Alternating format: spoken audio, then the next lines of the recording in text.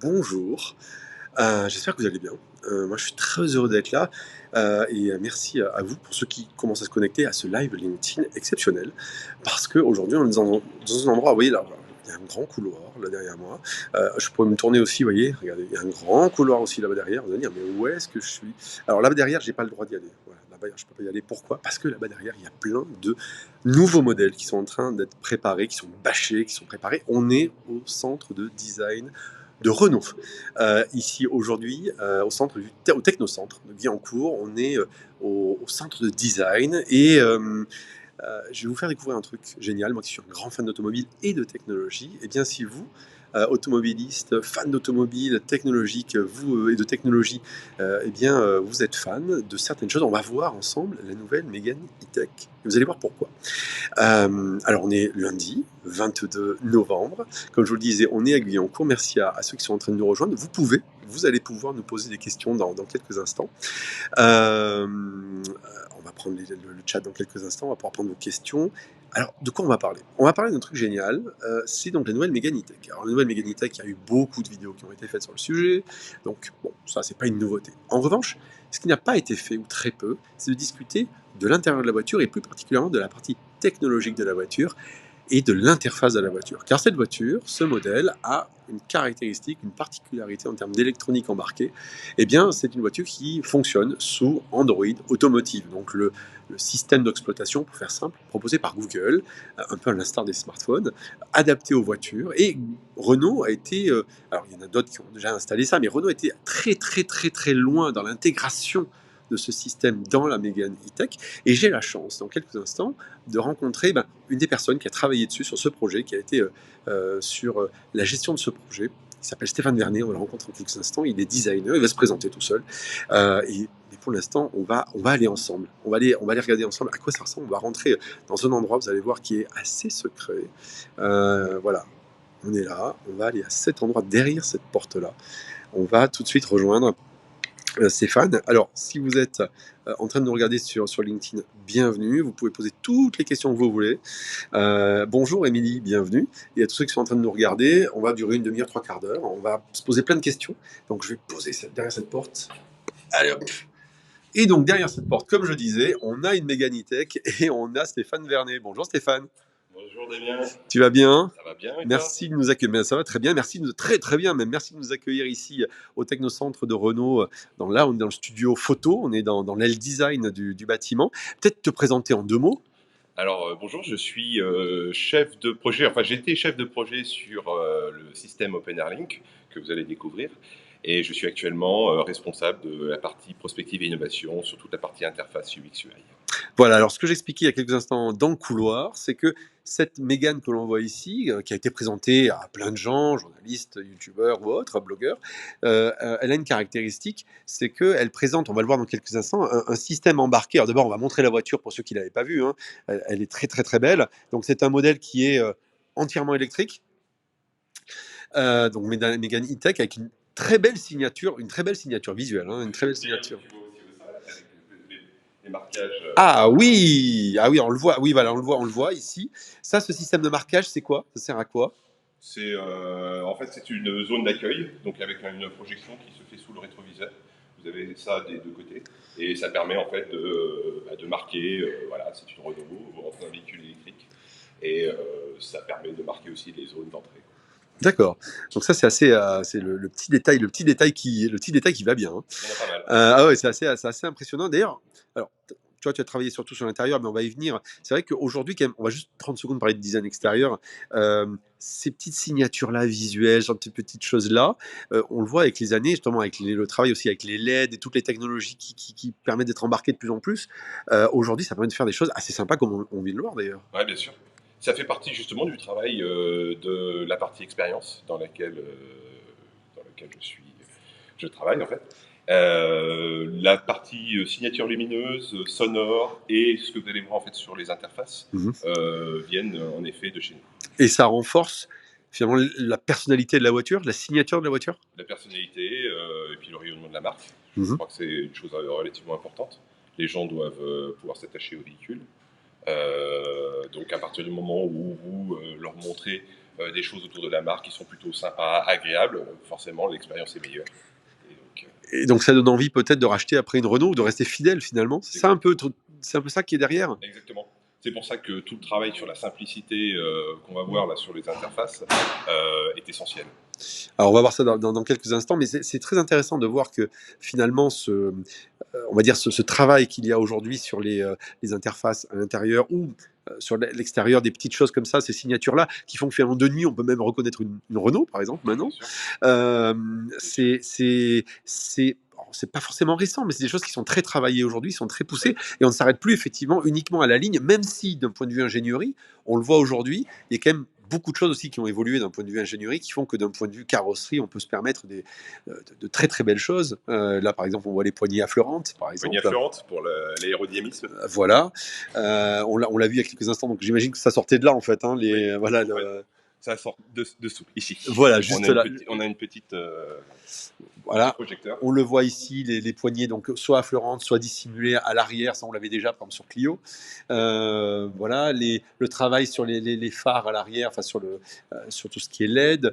Ah vas-y, voilà. Donc toute la signature visuelle lorsque la voiture s'ouvre, s'allume, qui crée vraiment c'est le côté, comme disent les anglo-saxons, le côté welcoming, quoi. C'est vraiment C'est ça, c'est le nom qu'on a donné.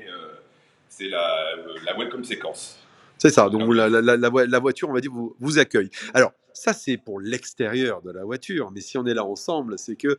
Alors, je vais refaire très rapidement la petite genèse, c'est que tu avais posté une vidéo qui montrait justement l'interface de la voiture, et c'est vrai que très souvent, on s'arrête à ce qu'on vient de faire, c'est en gros le design extérieur, etc., ce qui est bien sûr le premier abord de la voiture, c'est logique.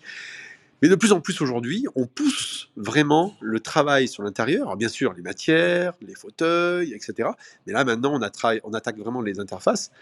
On va pas se mentir, hein, Stéphane.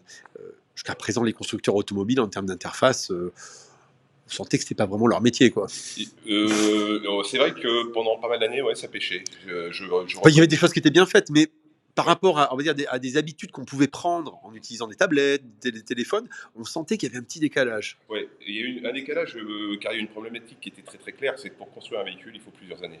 Mhm. Donc commencer en effet à mettre des pièces, ça ne se fait pas au dernier moment, des écrans, des processeurs. Il faut qu'on anticipe en effet sur plusieurs années. Donc il était important en effet de gommer ce problème de 4 ans, parce que 4 ans dans le mobile, on voit ce qui se passe. C'est 4 générations d'iPhone, C'est quelle génération iPhone? 4 générations de Samsung, C'est etc. des itérations de systèmes d'exploitation très très rapides. Voilà. Et il nous fallait du coup un système qui puisse se faire mettre à jour à distance, soit par le constructeur, soit par l'utilisateur. Et ça, c'est ce qui a été la base de notre travail avec un système qui est basé sur une brique de chez Google, qui est Android Car. Alors justement, on va en parler. Hein, Android Automotive. Android Car, Ah, qui est en fait, avant. voilà, on a deux types de choses. D'accord. Il y a Android Auto, qui est la réplication smartphone, Oui. comme CarPlay. avec l'iPhone. Et on a aussi Android Car, qui est le système fourni par Google, sur lequel on a travaillé et on a tout customisé et développé des applications propres aux constructeurs. Bon, alors on va aller regarder ça tout de suite. Allez, on va rentrer dans la voiture, on va voir ça tout de suite. Alors, hop, voilà. Tout ça est en direct. Alors vous qui nous regardez ici, hop. Alors voilà, quand on dit le welcoming, il y a aussi cette petite signature visuelle, sonore, tout ça. Ça aussi, c'est travaillé, j'imagine. Ah oui, oui. Et le nombre d'essais que nous avons fait, que ce soit pour le son, que ce soit pour le visuel, avec cette vague avec les petits points, c'est un travail énorme. On se rend pas compte le nombre de réunions qu'il y a derrière. De réunions et d'essais surtout. Ouais. Je crois que le plus gros du travail, ça a été les réunions, c'est une chose, mais en fait, c'est de produire de manière à affiner systématiquement chaque petit élément, chaque alignement. Je reconnais que c'est assez impressionnant, moi qui connais Renault que depuis 4 ans. Je connais. Moi qui suis rentré il y a seulement 4 ans, j'avoue que j'ai été impressionné par le niveau de détail sur lequel on allait comparé à d'autres d'autres secteurs comme les télécoms ou le médical. Alors justement, donc on va regarder un peu ça, on va essayer de comprendre un peu ce qui se joue aujourd'hui pour les voitures. Tu le disais il y a quelques instants, c'était très intéressant, que justement il y avait un décalage logique entre l'ingénierie de la voiture qui demande plusieurs années de développement, même si les cycles se sont quand même accélérés en termes de développement de voitures, Clairement, ouais. et la partie électronique. Les voitures, finalement les écrans ont mangé les boutons, C'est vrai. et Avec mais quelques retours en arrière parfois. oui, alors des fois, il y a des retours. On va y venir pourquoi est-ce que finalement on fait revenir les boutons, mais globalement, il y a plus d'autoradio, il y a plus de boutons, enfin tout ce qu'on a peut-être connu quand on était en auto-école, par exemple, pour ça, pour certains, à un certain âge. Tout ça, ça a été mangé, ça a été disparu par les écrans.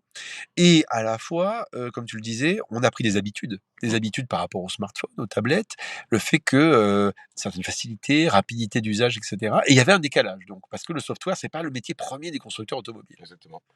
Et d'où l'idée de se dire: «Et si, finalement, on allait travailler avec des gens dont c'est le métier premier?» Finalement, c'est ça l'idée. C'est ce qui s'est passé.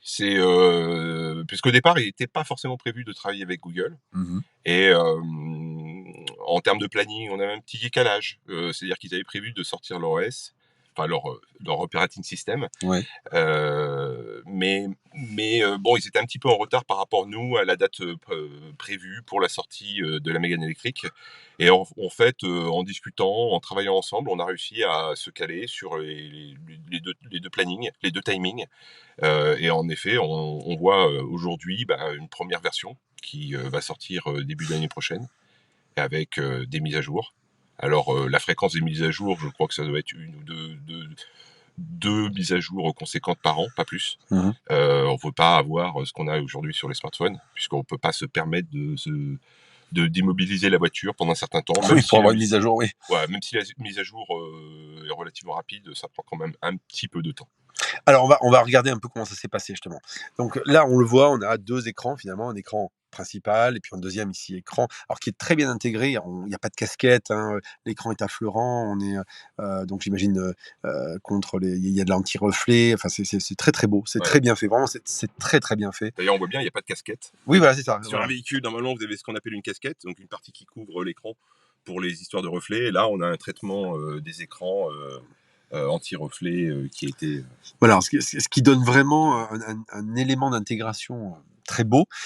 Intégration d'autant plus qui gomme un peu le côté qu'on pouvait avoir dans certains modèles, en général pas forcément Renault, hein. Le côté un peu: «J'ai mis un écran sur la table», enfin, j'ai collé en gros une tablette sur le tableau de bord. Ça on a pouvait avoir l'impression, cette sensation-là dans certains modèles automobiles en oui, général. c'est le cas. Et là, on le voit, c'est magnifiquement bien intégré. Et donc justement, on le voit, on a une sorte de piano ici, donc Ouais, c'est, les touches piano. avec les touches piano, donc c'est les boutons physiques. Alors on en parlait il y a quelques instants, il y a des retours aux boutons physiques quand même, malgré le fait Oui. qu'on va vers du tout tactile. Pourquoi? D'un point de Heu vue, ergonomie, interface? En fait, c'est surtout du retour d'expérience.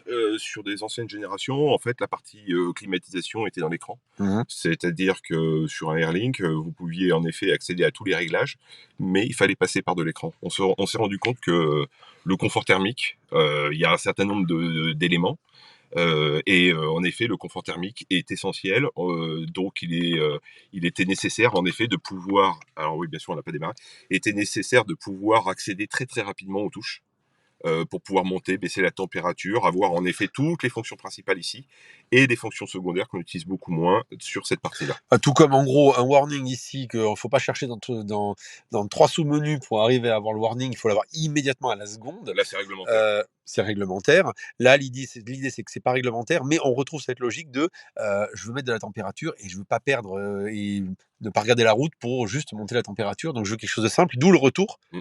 à ces boutons physiques. En revanche, ici, ce qu'on voit au-dessus, donc c'est le fameux Open Airlink. Donc Open Airlink, c'est le nouveau système. Airlink, c'était l'ancien nom, le nom des L'ancien nom, anciens, oui. voilà, sur les anciens modèles. Là, sur la nouvelle Mégane et j'imagine sur les futurs Renault, Open Airlink, ça, c'est, du Google derrière, mais Voilà, avec tout un travail dessus d'intégration Renault. exactement. D'ailleurs, la première chose que vous voyez en effet en accueil, hein, puisque c'est en général l'utilisation principale qui est faite, en tout cas la première utilisation, c'est la map. La map, c'est une map, Google, donc je pense que ça, pour ceux qui ont déjà vu des démonstrations, Mmh.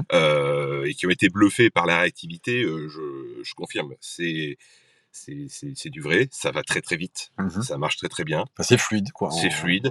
On a le reco vocal. d'accord, donc le fameux OK Google. Et voilà. Montre-moi comment rentrer sur Paris. D'accord, on va à Paris. Voilà. Il marche super bien. Le OK Google, il va. La preuve. Ah, voilà, voilà, on est à 52 minutes, très bien. Voilà. Donc, Là, il nous voilà, très oui, bien. donc là, c'est le centre de notification, mais ça, j'expliquerai. Mhm. Donc, on a la map de Google. On a toute une partie, en effet, qui est héritée du monde du smartphone, qui est en fait ce qu'on appelle le centre de notification. Donc, c'est ici qu'arriveront toutes les notifications, peut-être d'appels manqués, de configuration, d'événements du véhicule. Donc, en fait, on les retrouve ici. Et bien sûr, on peut tous les effacer. Oui, comme sur un smartphone, finalement. Comme sur un smartphone. Voilà, on retrouve ce système-là. Alors, bien sûr, il y a plein de choses qui sont prévues ici. C'est-à-dire que la map pourrait être enregistrée, on pourra reprendre en effet des anciens trajets.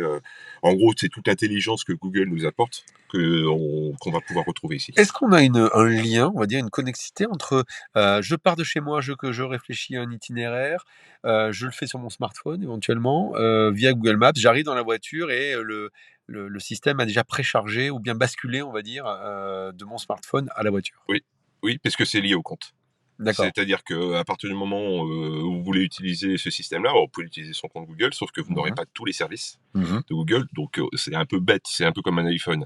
Si on ne valide pas certaines conditions, on ne peut pas utiliser le téléphone. Donc là, c'est exactement la même chose. Vous utilisez un compte, vous avez un compte Google, vous l'utilisez ici. On peut d'ailleurs en changer. Il y a aussi donc l'application ou le compte MyRenault. Oui, alors on a deux paramètres. D'accord. Le premier, en effet, c'est le compte Google pour accéder aux services de Google et le compte MyRenault pour pouvoir piloter le véhicule à distance. C'est-à-dire, quand je dis piloter, c'est pas le conduire, c'est de pouvoir régler la température avant de partir le matin, comme on a actuellement sur la Zoé, sauf que le système, bien sûr, s'améliore et devient de plus en plus performant. Donc oui, parce que justement, donc parlons de ça 30 secondes, puisqu'on est là-dessus. Donc on a deux choses qui cohabitent. Donc il y a à la fois l'univers de Google, tel que tu viens de le dire, avec le système d'exploitation, on va regarder ça. Ouais. Et puis il y a donc la partie Renault. La partie constructeur. Et comment vous avez travaillé justement la collaboration entre les deux, puisque j'imagine que c'est aussi des territoires pour chacun, on va dire. Google apporte son software, il a peut-être envie de récupérer certaines données, il y a des données qui sont peut-être sensibles et que Renault ne veut pas diffuser, et qui sont propres à la voiture, et ainsi de suite. Comment ça se travaille, ça, toi qui as vraiment travaillé sur ce projet? En fait, ça s'est fait beaucoup plus simplement que ce qu'on pourrait imaginer. C'est-à-dire que Google est venu avec son système. Nous, on avait des envies, on avait des choses qu'on voulait mettre dedans, une organisation, une architecture. C'est pour ça que là, aujourd'hui, on voit sur l'écran des accès directs aux principales fonctions, avec la map d'un côté, la carte d'un côté, les médias de l'autre. Alors bien sûr, on n'est pas démarré. Le monde du téléphone, donc là, je montrerai en effet pour connecter. On a le monde des apps, c'est-à-dire qu'on peut aller chercher en effet des applications. Et comme sur son smartphone. Exactement, comme sur son smartphone. Et la partie Renault, bien sûr, qu'on a mis en avant, puisque c'est quand même un véhicule qu'on achète et pas un téléphone. Ouais. Donc, oui, c'est ça. Voilà, justement, c'est un point de différenciation. Voilà, tu viens de le dire. C'est pas un smartphone qu'on achète, c'est un véhicule. Donc, il y a des caractéristiques spécifiques, bien sûr, à la voiture. Exactement.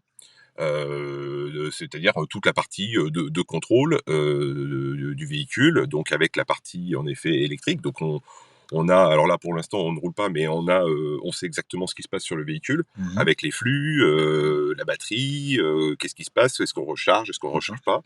On a la possibilité en effet d'avoir des réglages de la batterie, c'est-à-dire que je peux dire, moi ce que je veux c'est que ma batterie se charge à 80% et pas à 100%, pour des histoires de sauvegarde de la batterie. On sait tous que d'effet mémoire, on sait tous que en fait charger à 100%, c'est un petit peu plus long que de charger à 80%, mais quand je dis un petit peu plus long, en fait la charge est très rapide jusqu'à 80%, et après les derniers pourcents sont toujours un petit peu plus compliqués.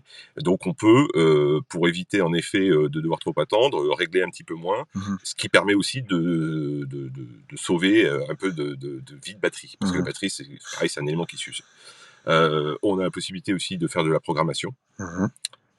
Donc ça aussi, on a des choses qui vont se faire en effet sur mobile et directement dans le véhicule, puisque on peut pas aujourd'hui enlever toutes les fonctionnalités de contrôle du véhicule, les mettre sur un smartphone.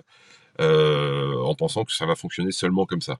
Je pense que d'accéder directement depuis le véhicule aux fonctions qui contrôlent le véhicule, ça nous semblait quand même très important. Et alors donc pour revenir, tu disais donc les discussions avec Google ont été finalement assez simples. Ouais.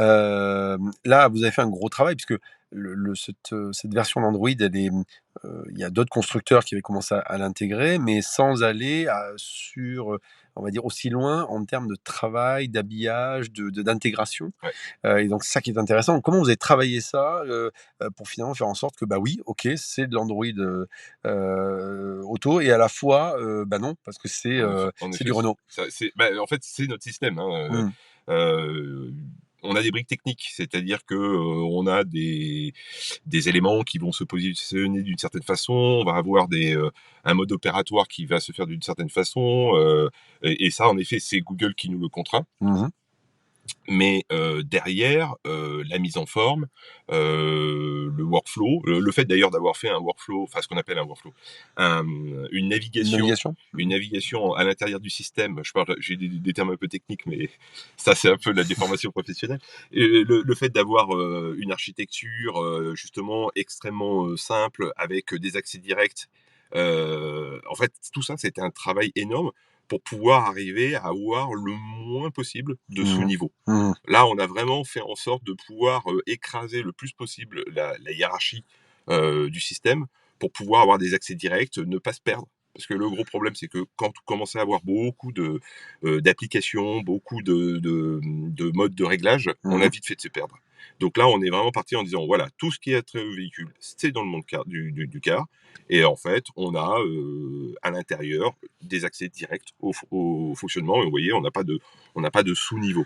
Oui, voilà, on a accès direct, par exemple, là, Voilà. immédiatement, le massage, que sais-je. Voilà, les réglages du siège, le fait de pouvoir mémoriser, Mmh. les massages, entre autres.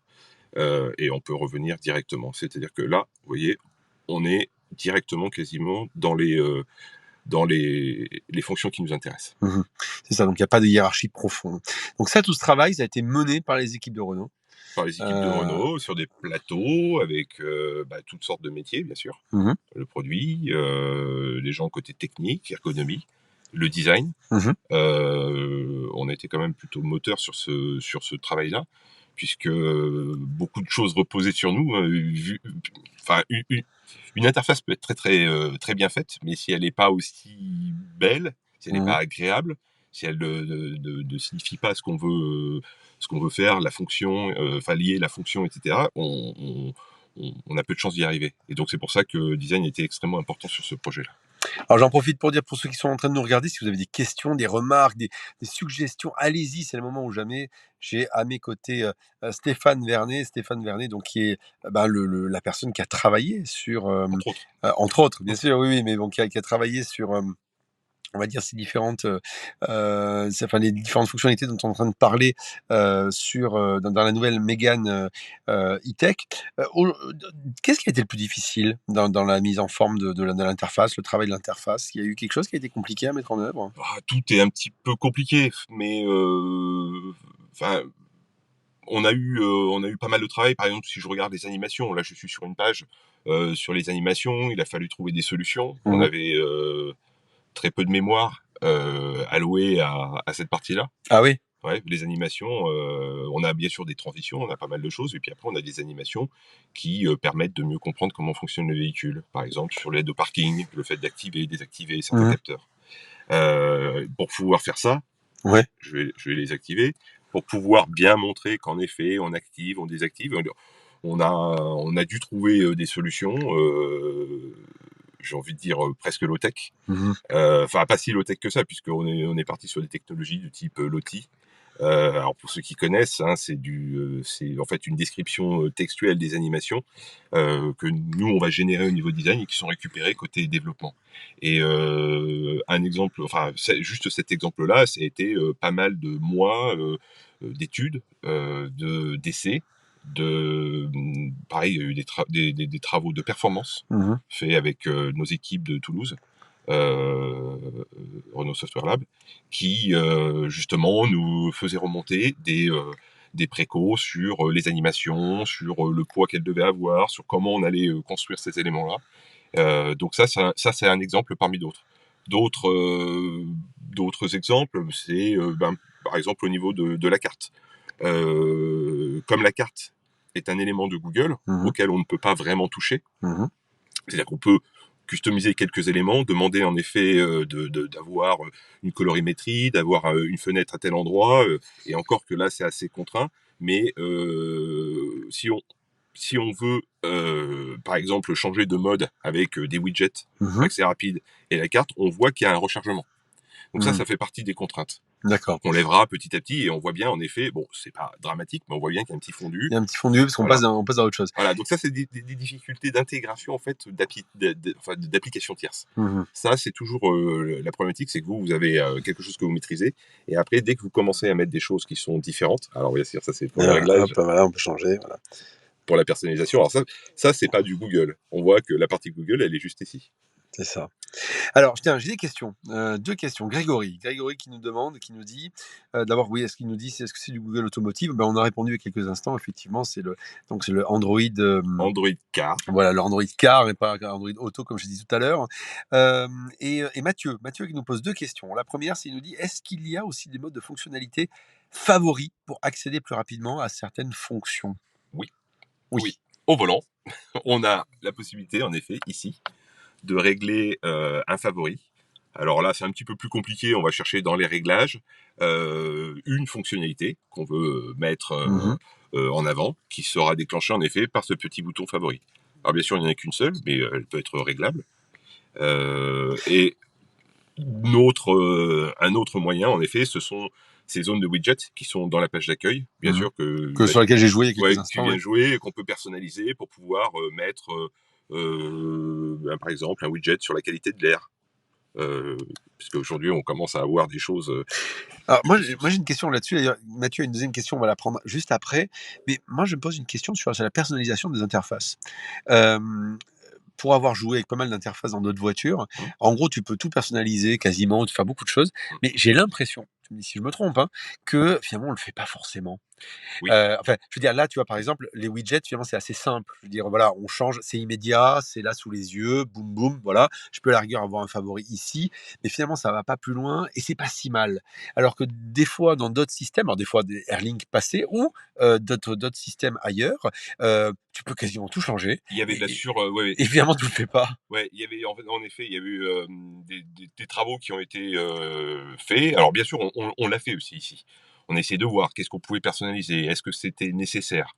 Et tout ce travail sur la simplicité nous indiquait que la personnalisation, l'ultra-personnalisation était contre-intuitif. D'accord. C'est-à-dire qu'en fait, l'ultra-personnalisation, c'est en gros, vous avez un système, vous l'utilisez, et puis nous, comme constructeurs, on ne sait pas comment présenter la chose, on laisse à l'utilisateur le choix de pouvoir customiser. Ouais, finalement, c'est un non-choix, finalement. En fait, c'est un non-choix. Et nous, on a été très clair dès le départ. On s'est dit, mais en fait, par rapport aux anciens systèmes, l'utilisation des possibilités de customisation ne servait à rien. En fait, on a des statistiques de retour des utilisateurs qui est très faible sur la personnalisation. C'est-à-dire qu'on va le faire une fois, mais c'est beaucoup de travail, c'est beaucoup d'énergie. En plus, on perd le client quand on commence à faire des choses comme ça.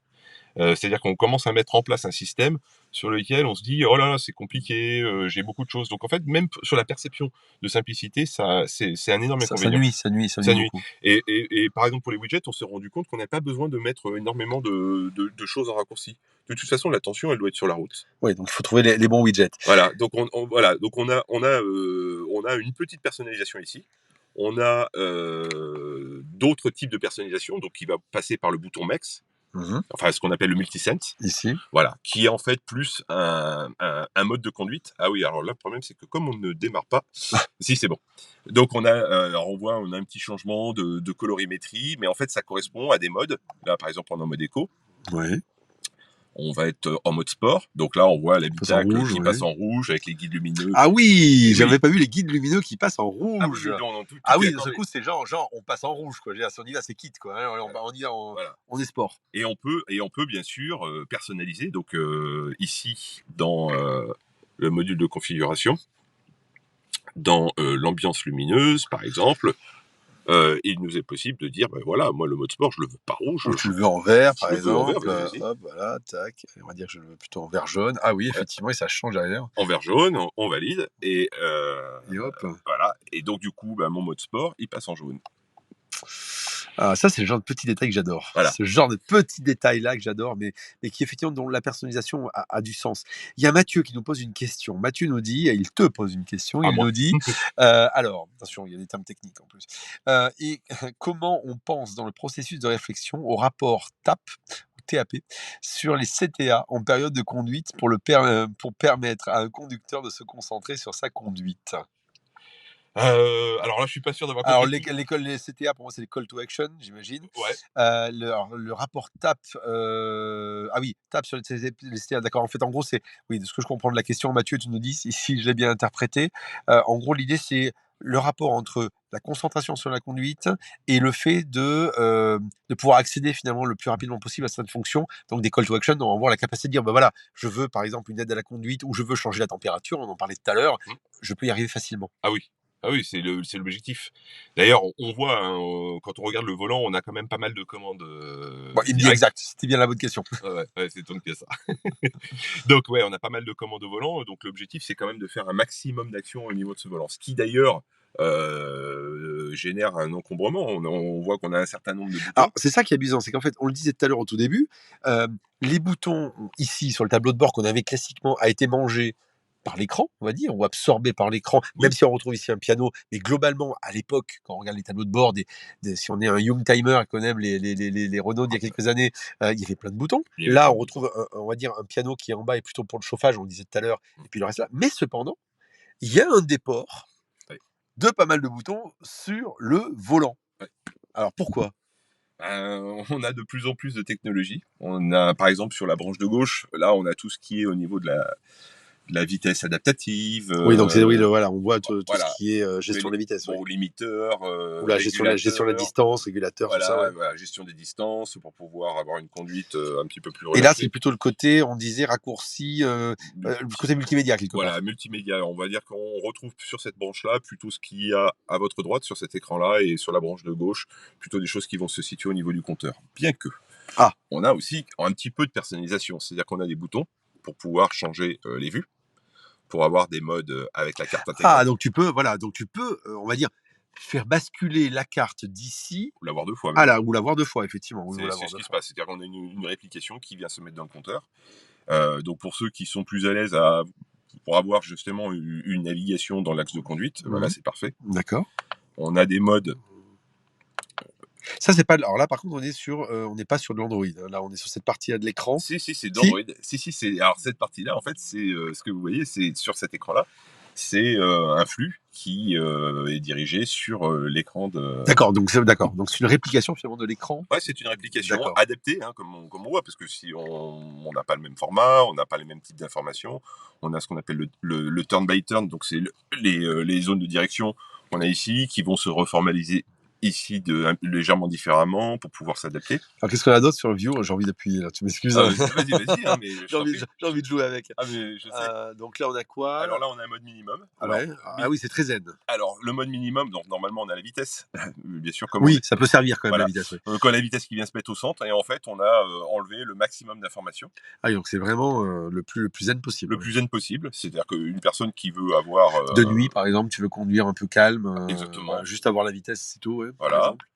On a un mode plutôt, ce qu'on appelle ADAS, c'est-à-dire pour les aides à la conduite, les aides à la sécurité, donc qui permet en effet de voir les véhicules, les distances. Ah oui, effectivement, les charge power à droite, etc. Charge power, la map. Donc en fait, on a principalement ces trois vues, et sur lesquelles on peut rajouter au choix de l'utilisateur quelques petits widgets pour avoir un retour d'information. Par exemple, si moi je suis sur la carte, j'ai pas nécessairement mis un widget audio, rien ne m'empêche de l'avoir dans le compteur.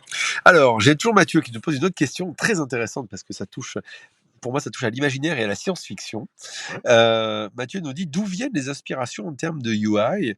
Est-ce que ça vient d'un film en particulier ou autre ? Alors, c'est vrai, très souvent on le voit. Alors, pour On la a des petite influences. alors pour la petite histoire, est-ce que tu sais que le bruit de la, le bruit particulier que font, les voitures Renault, tu sais, électriques et notamment le bruit de la Zoé, Mmh. vient, de ce que j'en ai lu, du fait que les designers qui avaient travaillé sur le son s'étaient inspirés du bruit de l'âge de cristal, dans lequel il y a un véhicule, on va dire, qui flotte et qui fait un petit bruit comme ça et Ouais. ils ont adapté ce bruit, mais en s'inspirant de ce bruit-là. Donc c'est pas idiot comme question. Non, mais on fait ça tout le temps. Comment vous faites? Bah, c'est de la veille, on regarde, on est des consommateurs, hein. On est consommateurs, on est clients aussi, de véhicules, de Mmh. smartphones, de technologies et forcément, et de séries télé, voire de fans de cinéma. Donc forcément, on va regarder. On va regarder ce qui se passe. Heu, Soit, bah, pour s'inspirer graphiquement parce qu'on voit qu'il y a une tendance qui est plutôt sympa, qui est en train d'émerger, qui nous laisse entrevoir quelque chose de peut-être un petit peu différent, Mmh. d'évolutif. C'est vrai qu'aujourd'hui, quand on regarde le monde du smartphone, c'était génial il y a quelque temps. Alors le monde du jeu échappe un petit peu à cette règle-là, mais on se retrouve avec des, interfaces qui ont tendance à s'uniformiser. C'est ce qu'on voit avec le design très plat, heu, très à plat, des icônes, de toutes ces interfaces. Donc Ce flat ce design flat qui design, voilà, j'essaie tu osais pas dire le nom, hein, non, mais j'essaye de pas trop utiliser d'anglicisme, mais c'est pas évident. bon, c'est le Heu, terme, après c'est le terme oui, c'est le terme, consacré, mais voilà. Donc on a, bien sûr, vécu ce monde-là, et nous, on est dans des véhicules où on a du mouvement, on a, parfois même de la profondeur. Donc on essaie quand même de trouver le moyen de garder, cette image un petit peu plus valorisante, un petit peu plus nouvelle, que ce flat design. Donc on essaie de s'en détacher. mmh. C'est pour ça que d'ailleurs qu'on voit des jeux avec des perspectives. Parce qu'on est sur un objet, c'est-à-dire Oui, qu'on là, on le voit typiquement, là, il y a une voilà, perspective effectivement qui est assez voilà, nette, ouais. on a des objets, on a un véhicule, qui apparaît dans certaines vues. Donc du coup, on sent quand même qu'il y a une profondeur. On peut pas, tout passer en un plat si on veut avoir un certain mode de représentation. Et puis après, c'est de l'ordre de l'identité. Mais clairement, on s'inspire de tout. Moi, je vous avouerai que je regarde, toutes les séries, science-fiction et Mmh. autres, j'ai été abreuvé, par ça. Donc je Et alors justement, là, dans ce travail d'interface que tu nous montres, que tu as mené, il y a des petites des choses qui correspondent à des inspirations. Alors là, j'ai Mathieu justement qui nous parle de Tron. C'est vrai que c'est pas faux, effectivement, ce ouais. côté un peu comme ça. Ouais, on l'appelle le Euh, style génératif. En fait, on a donné un nom, c'est ce travail justement avec des points, avec des vagues, comme on a mmh. vu à l'accueil. En fait, on l'a appelé génératif, c'est-à-dire c'était de pouvoir en effet construire avec ces points des choses, des objets, des environnements. On était parti avec une ambition d'ailleurs assez folle, hein, sur de la 3D. Et puis après, ben, quand on voit le temps, les moyens, la On technologie peut remontrer justement d'ailleurs peut-être pour ceux qui n'étaient pas là au début, la petite animation de début. de départ. Oui, au départ. Attends, on va éteindre la voiture, on va éteindre. Alors le truc, ouais, on va Attention, on fait ça en live, hein, mais c'est le principe du live justement. Voilà, on va éteindre. voilà, on va éteindre, on va attendre Voilà, que ça se voilà. Donc ce qu'on disait là, voilà, tout va s'éteindre. Hop, on le voit, voilà. on le voit, les phares qui s'allument, ils Ouais, s'éteignent. il y a une petite séquence en Voilà. effet. Et donc là, voilà ce qu'on disait il y a quelques instants. Alors là, tu peux ouvrir la porte, je pense que ça va se déclencher Alors, à l'ouverture des portes, puisque ça fait partie justement de la welcome séquence. Je peux voilà. maintenant la fermer.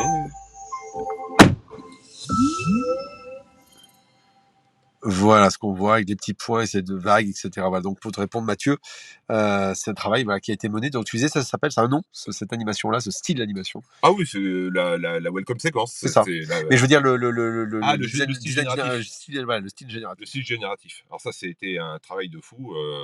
On essayait justement, enfin c'est ce qui nous permettait aussi d'avoir une continuité, parce que comme vous voyez, enfin si vous avez vu les concept cars, les visions, Oui. Ah, pour qui ceux qui l'ont pas vu, vous irez regarder. voilà, vous Hein. regarderez le travail de vision sur la Mégane. L'idée, c'était de pouvoir avoir justement un écran unique. Ouais. Et Oui, là, on le voit effectivement. Là, voilà. il y a un Bon, après, écran, il y a- techniquement, un écran en L, ça n'existe pas. Oui, donc on va dire qu'il y a un peu de triche, mais on Il va y a un dire, peu. le rendu en lui-même donne ça. Ouais. Après, on avait des contraintes d'aération, mais en fait, voilà. Donc, Qui sont très bien intégrés, d'ailleurs, soit en passant, je me permets de le dire. ouais, c'était un pareil sujet difficile, je pense. Hein. Ah oui. Ah oui, pour le design intérieur, je crois que c'était un vrai casse-tête. Ah, c'est très très bien fait, c'est Ouais. très propre.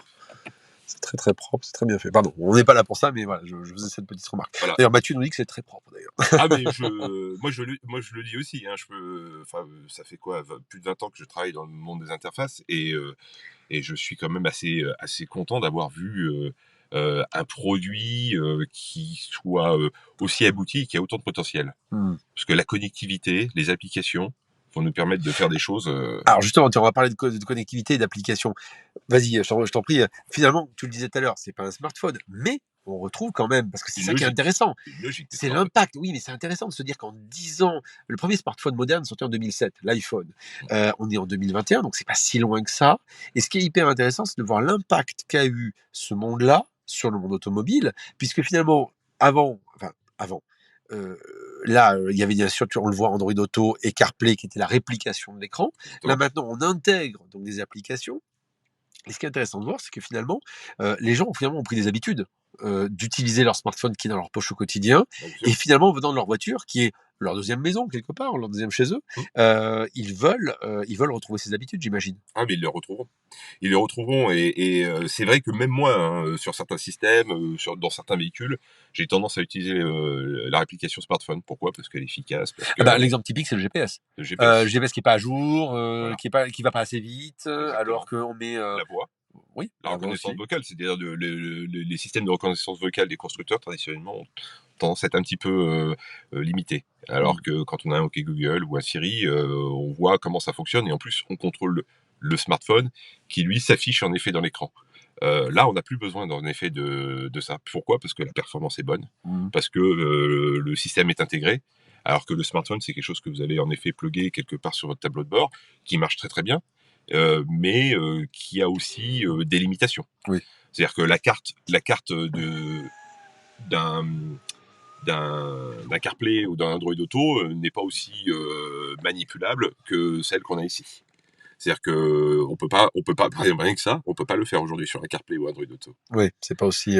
C'est pas fluide. On peut pas bouger la carte, on peut pas demander certaines choses. Donc de toute façon, on est toujours obligé de passer par le téléphone. Là, on peut le faire. Et donc tu disais, donc ici, on a donc l'univers d'applications. Voilà. Je vois le Play Store, donc ce qui veut dire que si je voulais télécharger certaines applications, je pourrais. Bien sûr. Bien sûr, on a. Alors là, après, il y a un certain nombre d'applications qui sont surtout audio, musical, e-book. J'ai vu aussi. Pas forcément vidéo, parce qu'il faut faire attention quand même quand on conduit. Vidéo, on peut pas. Non, vidéo, on peut pas. D'ailleurs, on avait une application, je l'ai vue en test, en bêta, Oui. de Canal+, Oui. qui en fait va streamer juste l'audio. D'accord. C'est-à-dire qu'on peut changer de chaîne, mais on aura que l'audio, pas la télé. Voilà. Après, il faudra voir dans le temps, est-ce qu'on aura les possibilités d'avoir la télé à l'arrêt, par exemple. Ça pourrait être le cas, voilà, Ce qui effectivement. pourrait être le cas. Après, la question, c'est comment ça va se passer sur le plan légal. Mais donc là, on retrouve effectivement du Spotify, du YouTube Music, différents éléments, donc qui sont plutôt de l'information ou de l'audio. Effectivement, voilà, les podcasts de France, etc. Voilà, des podcasts. Donc ça, c'est un premier comment dire, G. On va dire, l'application de MyCanal est dedans d'ailleurs. C'est un premier G, mais là, c'est un catalogue qui va s'étoffer dans le temps.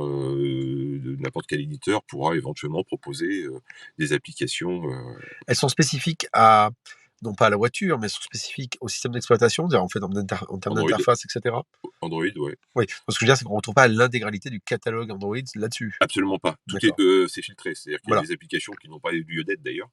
Mais c'est filtré, donc on peut choisir en effet les applications qui seront compatibles avec notre système ou qui seront certifiées.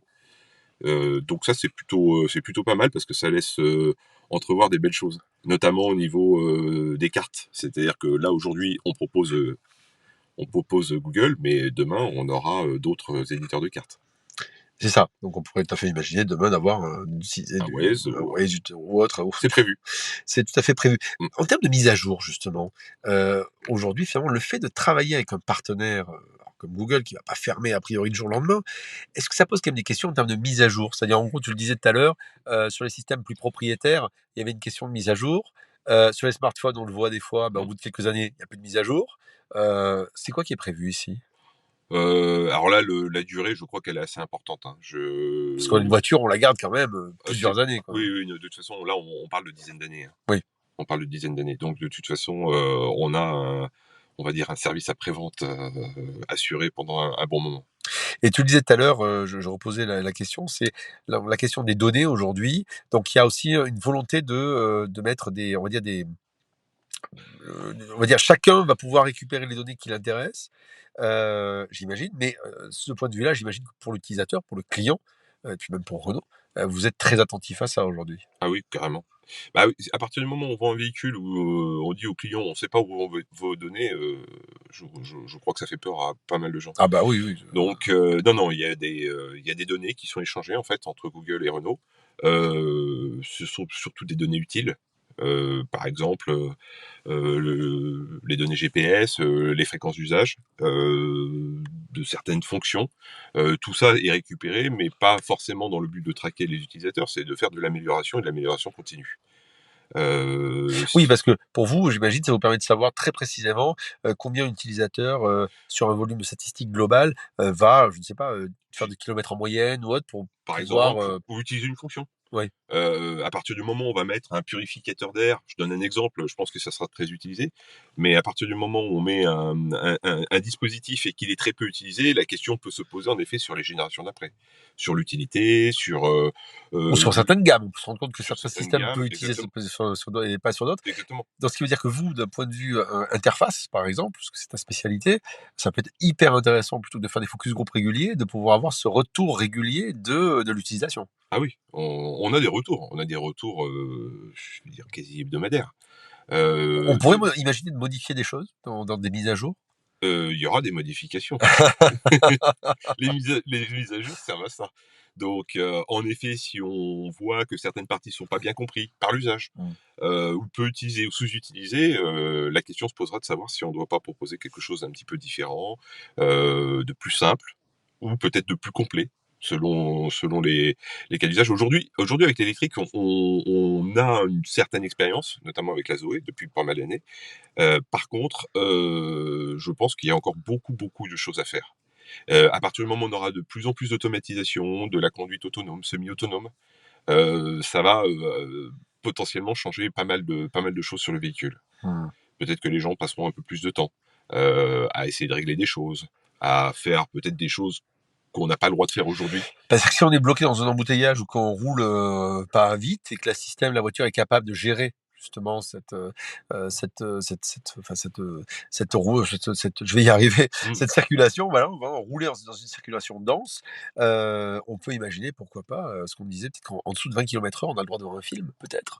On a le droit d'avoir une ambiance particulière, sonorisation, ce genre de choses-là, Peut-être. des expériences différentes. Ouais, peut-être, puisqu'on va pas priver, à partir du moment où on a un véhicule qui est certifié, qui est capable de rouler, d'éviter les accidents, enfin, de vous amener à un point A, un point B, voire éventuellement vous laisser à un endroit et continuer sa route pour aller se garer, je pense qu'on doit quand même pouvoir permettre d'occuper les gens. Bien sûr.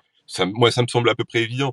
C'est juste qu'aujourd'hui, tant qu'on a, les mains sur le volant, tant qu'on a, le problème de l'attention, on va pas pouvoir développer certains services. Mais peut-être que certains services peuvent être développés différemment.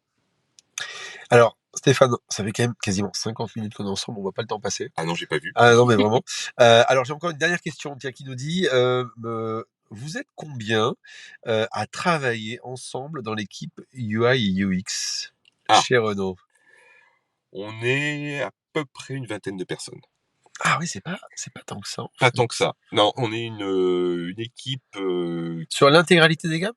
sur l'intégralité des marques Ah et des ouais. gammes Ah et des ouais. gammes. Je dis ça parce qu'en fait, quand je suis rentré, je pense qu'on était à peu près il y a 4 ans, on était à peu près à la moitié. Donc, l'équipe, s'est étoffée, Donc heu, 100 de croissance. on va dire à peu près, mais en effet, on est assez peu nombreux. Et comme on commence à avoir, justement par rapport à ce type de système, de plus en plus de demandes, la question en effet «y en faudra-t-il plus?» est pour moi est très claire. Enfin, je pense d'ailleurs pour mon management, je crois qu'on va, grossir, de manière assez conséquente. Donc principalement sur des fonctionnalités UX, UI, comme on vient de le dire, donc en gros vraiment le travail des interfaces. Tu disais que tu travaillais sur l'intégralité Alors des marques et des gammes, c'est ça? alors on travaille en effet sur, l'intégralité des marques, donc ça concerne Alpine, Renault, bien sûr, Dacia. Alors je vais te poser une question, attention, tu as le droit de ne pas répondre, hein, tu as le droit de dire Mmh. de donner un joker. Est-ce à dire que l'on pourrait imaginer peut-être une déclinaison de ce qu'on vient de voir aujourd'hui sur la Mégane E-Tech, sur d'autres gammes, a priori, mais peut-être d'autres marques? D'autres marques, possible qu'il y ait certaines briques, en effet, qui soient Ou que réutilisables. l'expérience qui s'est développée aujourd'hui pour C'est Meganitech puisse se retrouver ailleurs. de toute façon, c'est une base de travail pour nous qui est précieuse, puisqu'on a un système qui fonctionne bien, qui est plutôt stable, enfin je dis plutôt même très stable, qui est agréable. Donc cette expérience-là, elle doit nous servir. En plus de ça, on aura des datas. C'est-à-dire que les fameuses datas qui posent question, elles vont nous servir à améliorer le produit. Elles vont nous servir peut-être même à déterminer si la taille de l'écran, l'ergonomie est suffisante. Il y a des choses qu'on capte, que les gens ne voient pas, qu'ils n'imaginent pas, mais en fait, à travers certains usages, si en effet on se rend compte que une zone est plus utilisée que l'autre sur un écran, c'est qu'en effet on a un petit problème au niveau de l'ergonomie. Donc ça peut amener des changements. C'est effectivement très riche finalement d'avoir ce travail-là, de pouvoir récupérer ces données-là, et donc d'imaginer que demain, peut-être, sur une Alpine ou autre marque, je pense à Alpine parce que c'est plutôt haut de gamme, mais on pourrait imaginer, Oui. peut-être pas un aussi bel écran sur une Dacia, mais on pourrait imaginer pourquoi pas des systèmes de ce style-là, avec un air de famille quelque part. Ouais, il y aura des choses qui vont se ressembler. De toute façon, à partir du moment où vous avez quelque chose qui fonctionne bien sur une marque, pourquoi ne pas garder cette bonne recette? Alors, justement, tiens, voilà, on va aller dans cette dernière question que je vais te poser pour aller dans ce sens-là. Tu parles de recettes. Finalement, très souvent, quand on est fidèle à une marque, Mmh. c'est qu'on aime la marque, on aime le design de la marque, et puis peut-être aussi, à toi de me dire, hein, qu'on aime le design d'interface, on va dire de praticité. Alors jusqu'à présent, c'était lié notamment, donc on en parlait avec des boutons, et cetera, Ouais. voilà, on se rappelle, alors il y a d'autres marques, notamment une marque au chevron qui avait, des satellites à une époque sur le côté. Il y en avait qui détestaient, d'autres qui adoraient, mais quelque part, c'était un design qui, quelque part, faisait qu'il y avait ces fans et qui Ouais. faisait que, ils aimaient, utiliser ça. Est-ce qu'on retrouve aujourd'hui un peu cette même logique, qui est de se dire que en développant une expérience spécifique telle qu'on l'a vu là à l'instant, enfin et puis enfin de toutes les 50 minutes qui viennent de passer, cette expérience spécifique Renault sur une base d'un système connu Google, est-ce que l'idée quelque part, c'est de se dire, «J'ai acheté cette voiture, j'ai acheté une Mégane E-Tech, j'ai adoré, Mmh. j'ai aimé ce mode de fonctionnement. Je sais que si demain j'achète une autre voiture qui intégrera peut-être ce système-là, eh ben, je serai chez moi», et donc ce qui fait que finalement cette Oui. voiture-là, je vais arriver, même si elle est très technologique, je vais arriver à la dompter. Est-ce que c'est ça un peu l'idée derrière? C'est complètement ça. Heu, Tout ce que vous aurez fait, en effet, sur votre véhicule, tous les réglages que vous aurez effectués, à partir du moment, en effet, on est sur un véhicule gamme similaire, mais plus récent, vous retrouverez tous vos réglages. Mmh, C'est-à-dire que certains réglages un petit peu fins, j'aurais fait, à partir du moment où j'ai les mêmes fonctionnalités, je pourrais les retrouver sur un autre véhicule. c'est Les ça, positions des sièges, mes habitudes finalement. ouais, les habitudes, c'est-à-dire que l'idée, c'est de pouvoir créer une continuité, C'est-à-dire que si demain j'achète là, je sais pas, mais elle sera mieux, bien sûr, à chaque fois. oui, bien sûr, mais si on imagine que demain j'achète dans 5 ans, 10 ans, allez 5 ans on va dire, un prochain modèle, de chez Renault qui intégrera ces systèmes-là, effectivement on pourrait imaginer de dire: «Bah tiens, je finalement je télécharge mes applications, Mmh. peut-être les applications, mais surtout mes habitudes, Les habitudes, mes exactement, réglages de fauteuil et cetera par exemple». de température. Voilà, et donc ce qui fait que finalement je suis tout de suite à la maison, j'ai pas besoin de devoir tout rentrer dans les écrans et cetera. Ouais. C'est assez intéressant, enfin je veux dire ça ouvre des perspectives qui sont super intéressantes. Bien sûr. Moi, je vois beaucoup de pubs, actuellement sur certains constructeurs qui présentent des, capacités d'interaction avec des Google Home, avec des objets domotiques et cetera. À partir du moment où vous aurez fait ce réglage-là et vous aurez la possibilité de le faire ici, vous le ferez en effet sur les véhicules d'après. Ouais, Donc c'est-à-dire que toutes les interactions que je vais mettre en place avec mon véhicule, avec son environnement, hein, c'est-à-dire, une ouverture de portail automatique et cetera, tout sera, du coup récupéré et poussé sur le système suivant ou c'est le ça. véhicule suivant. Et on est vraiment dans cette logique un peu de fluidité et de sans couture, de mon chez moi à ma voiture avec, mon smartphone et ainsi de suite. Ouais, il y a un apprentissage qui est long, c'est-à-dire pour pouvoir apprendre une interface, même si elle est relativement simple, ça prend un petit peu du temps pour, repérer une zone ou une autre. Donc bien sûr, on va faire bouger des choses, mais, structurellement, je pense on va garder quand même toutes les bonnes recettes, toutes les bons éléments qu'on a mis là-dedans. On va bien sûr garder les réglages, et on va pouvoir en effet les pousser et les développer. Donc en fait, c'est-à-dire qu'on va arriver à avoir peut-être des actions, évoluées, mais on va le faire, dans le temps, petit à petit. Et ça c'est important. Je veux dire aujourd'hui, commencer sur un logiciel lourd, par exemple complexe de 3D, ça se fait pas en 5 minutes. Et si on commence par un petit logiciel qui sort à une époque, et puis après une deuxième version, une troisième version, et puis le logiciel s'étoffe et on devient en fait un peu un spécialiste dans le temps. Et en fait, c'est un petit peu aussi ça on va avoir avec le système. C'est ce qu'on va retrouver, effectivement. Ouais. Stéphane, je t'avais dit que je t'avais promis qu'on ne dépasserait pas 45 minutes, mais on a fait 55 minutes, donc Désolé. on va. Mais non, mais pas du tout. Mais écoute, les Bien. gens étaient intéressés, passionnés. Il y aura un replay, bien sûr, pour ceux qui veulent regarder à nouveau cette émission-là, parce que on le sait, hein, le live, c'est pas tout de suite qu'on le regarde. Alors partagez-le, commentez-le, n'hésitez surtout pas. Peut-être que Stéphane, d'ailleurs, sur son profil LinkedIn, pourra lui aussi vous y répondre si vous avez d'autres questions. N'hésitez surtout pas. Merci beaucoup, Stéphane, vraiment de ton temps, de nous avoir accueillis ici de manière très privilégiée. C'est un vrai plaisir. Et puis à bientôt. Ouais, vous allez bientôt pouvoir les essayer. Ben oui, ben oui. En Mais concession, début d'année prochaine. début 2022, très Voilà. bien. Bah écoute, on y sera. C'est un Voilà, grand plaisir. et puis merci aussi à toutes les personnes qui ont travaillé dessus. Alors je peux pas toutes les citer, il y en a pas mal, mais je préfère le dire pour que. Mais t'as entièrement raison. Voilà, parce que je n'ai pas tout fait, c'est impossible. J'ai vraiment. Non, c'est un travail d'équipe, bien Ouais, sûr. c'est un travail d'équipe. On peut pas faire un projet comme ça seul. C'est impossible. C'est évident. Oui, non, mais ça paraît assez évident, mais c'est vrai qu'il y a un très très beau travail. Donc bravo aux équipes, parce que c'est vraiment, enfin, le résultat est vraiment impressionnant. Et à titre personnel, vraiment, tu le sais, moi, ce qui m'intéresse, c'est les technologies, l'innovation. J'adore l'automobile depuis que je suis un enfant. Et très clairement, là, on est à un point de jonction qui est hyper intéressant, je pense, pour les années à venir, entre les technologies qui évoluent, thermiques, qui passent à l'électrique, et les interfaces qui évoluent. Je pense qu'on est vraiment un univers qui est en train de s'ouvrir, qui est hyper intéressant. Ouais, d'ailleurs, on comprend pourquoi Apple, Google, Comme de par hasard, s'intéresse à tout ça. tout le monde se met sur ce monde-là. C'est assez étonnant. C'est surprenant. C'est très étonnant. Merci beaucoup, Stéphane. À toutes et à tous, merci de vos questions, de votre temps, de nous avoir regardé. Et puis, écoutez, à une très prochaine fois, j'imagine, En roulant. En roulant. Voilà, ça pourrait être une très belle occasion. Merci à toi et à très vite, Stéphane. Merci.